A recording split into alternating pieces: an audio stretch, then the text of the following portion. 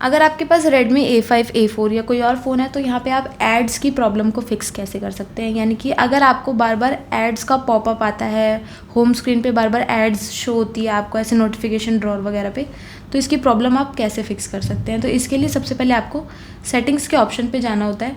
Scroll करेंगे, सबसे नीचे आपको प्रिवेसी का ऑप्शन मिलता है, इस पर आपको सेलेक्ट कर लेना है। अब इसके बाद स्क्रॉल करेंगे तो एड्स का ऑप्शन आपको मिल जाएगा, इस पर सेलेक्ट करेंगे। अब एड्स प्रिवेसी के ऑप्शन पे आपको जाना है। ऐड टॉपिक्स पे क्लिक करेंगे तो यहाँ से आपकी परमिशन इनेबल होती है, यहाँ से आपको अपनी परमिशन ऑफ़ करनी है। एंड सजेस्टेड ऐप्स को भी आपको यहाँ पे ऑफ़ करना है, तो आपकी स्क्रीन पे ऐड सजेस्ट नहीं होगी।